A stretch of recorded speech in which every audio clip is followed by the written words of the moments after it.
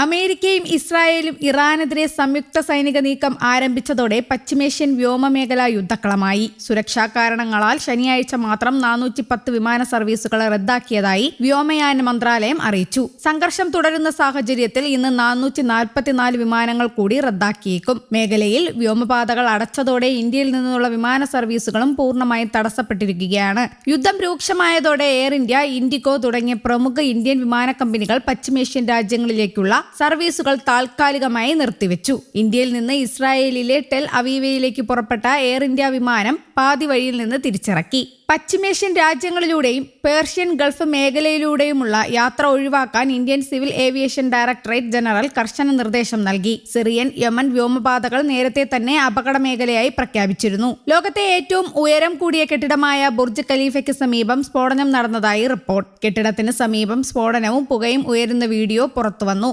Burj ഖലീഫയ്ക്ക് സമീപം Iranian drone കണ്ടതായി report ചെയ്തതിന് തൊട്ടു പിന്നാലെയാണ് കെട്ടിടത്തിന് സമീപത്ത് പുക ഉയരുന്നത് കണ്ടത്. ലോകപ്രശസ്തമായ കെട്ടിടം ആക്രമണത്തിന്റെ ലക്ഷ്യമായിരുന്നോ, എന്തെങ്കിലും കേടുപാടുകൾ സംഭവിച്ചിട്ടുണ്ടോ എന്നും വ്യക്തമല്ല.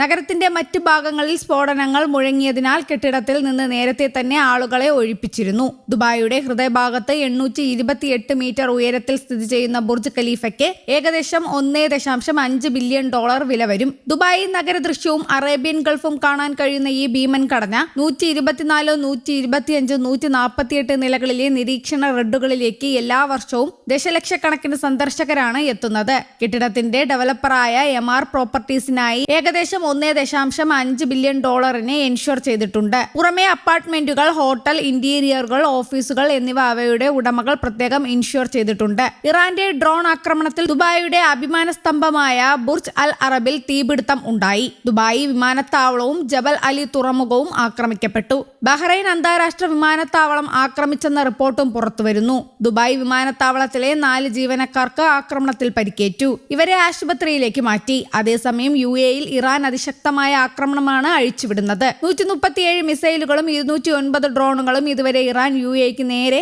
തൊടുത്തുവിട്ടതായാണ് പുറത്തുവരുന്ന വിവരം. ഇതിൽ 14 ഡ്രോണുകളാണ് UAEയിൽ പലയിടത്തായി പതിച്ചത്. അതേസമയം വിമാനത്താവളങ്ങളിൽ തിരക്ക് നിയന്ത്രിക്കാനും യാത്രക്കാരെ സഹായിക്കാനും മുതിർന്ന ഉദ്യോഗസ്ഥരെ വിന്യസിച്ചിട്ടുണ്ട്. എയർ സേവ വഴി പരാതികൾ പരിഹരിക്കാനുള്ള നടപടികൾ തുടരുന്നു. ഖത്തർ തങ്ങളുടെ വ്യോമപാത അടച്ചതിനെ തുടർന്ന് ഖത്തർ എയർവേസ് എല്ലാ സർവീസുകളും താൽക്കാലികമായി നിർത്തിവെച്ചു. സുരക്ഷിതമാണെന്ന് അധികൃതർ അറിയിക്കുന്ന മുറയ്ക്ക് മാത്രമേ സർവീസ് പുനരാരംഭിക്കൂ. ദുബായ് ഉൾപ്പെടെയുള്ള ഗൾഫ് വിമാനത്താവളങ്ങളിൽ ഇന്ത്യൻ കമ്പനികളുടെ 9ഓളം വിമാനങ്ങൾ കുടുങ്ങിക്കിടക്കുന്നതായി ഫ്ലൈറ്റ് റാഡർ 24 റിപ്പോർട്ട് ചെയ്തു.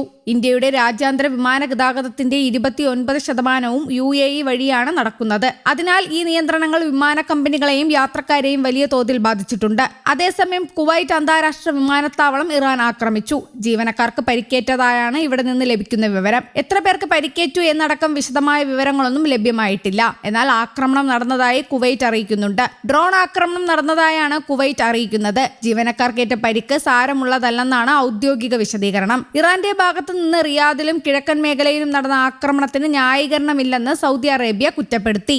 News desk, Kerala Kaumudi.